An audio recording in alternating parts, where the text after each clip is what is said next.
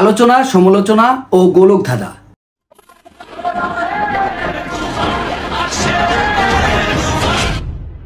তুফান, খুব ভয় পাইছি রে।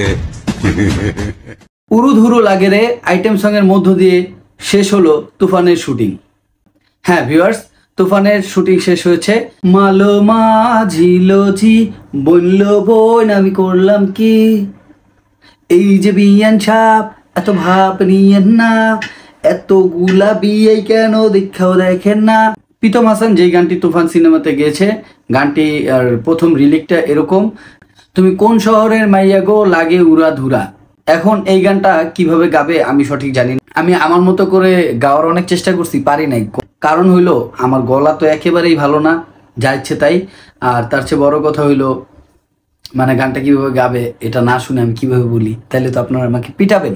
যাই হোক দর্শক, তুফান সিনেমার পাশাপাশি আরো দুটি সিনেমা পোস্টার দেখে ভালো লাগছে। প্রথমে রয়েছে তুফান, তুফানের পরবর্তীতে আমার যেটা চুজেবল, জনমনেও যেটা নিয়ে সাড়া তুলেছে, এটা হচ্ছে জঙ্গলি মুভি, সিয়াম আহমেদ অভিনীত।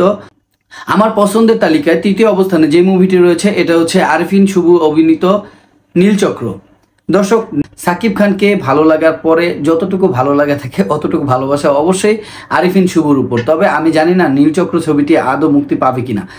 2013 সালে প্রেক্ষাগৃহে গিয়ে প্রথম আমি আরফিন শুভর একটি মুভি দেখেছিলাম, মুভিটি হচ্ছে মুসাফির। মুসাফির ছবিটা আমার দেখতে অনেক ভালো লেগেছিল।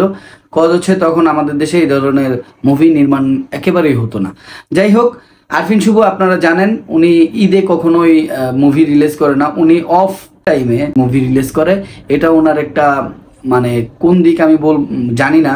তবে আমি মনে করি আরফিন শুভ অনুরাগী যারা আছেন তারা অবশ্যই চান যে আরিফিন শুভ ঈদে একটি মুভি রিলিজ করুক। তো এবার যদি নীলচক্র রিলিজ হয় অবশ্যই আমি দেখব।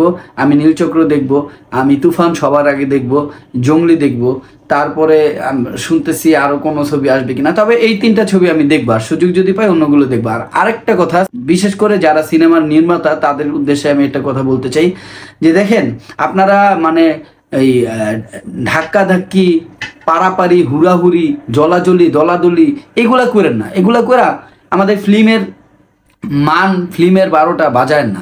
কজ হচ্ছে ভালো সিনেমা আপনারা প্রেক্ষাগৃহে দিবেন, সাধারণ মানুষ ভালোভাবেই গ্রহণ করবে। যা ইচ্ছে তাই ছবি প্রেক্ষাগৃহে দিবেন আর সাধারণ মানুষের দায় ঠেকছে তারা গিয়ে দেখবে, এমনটা ঠিক না। আর একটা ঈদে আপনার অন্যান্য রাষ্ট্রগুলো দেখেন, আমাদের পার্শ্ববর্তী কান্ট্রিতে দেখেন, ইন্ডিয়াতে দেখেন, তারা কিন্তু সর্বোচ্চ 2টা-3টা এত বড় একটা ইন্ডাস্ট্রি তাদের। হ্যাঁ, এত বড় বলিউড একটা ইন্ডাস্ট্রি, এত বড় যেখানে তেলুগু, তামিলনাড়ু, মুম্বাই, তারপরে কলকাতা, এরকম অহরহ তাদের প্রায় 21টা প্রদেশে আমার মনে হয় যে তাদের আলাদা আলাদা ইন্ডাস্ট্রি আছে 10 থেকে 12টা। তো তারা তো এত মানে খাই কইরা এইভাবে মানে মুভি রিলিজ করে না। তো আমি মনে করি যে স্বল্প সংখ্যক মুভি রিলিজ করা উচিত, এটা বাংলা সিনেমার জন্য খুবই ভালো।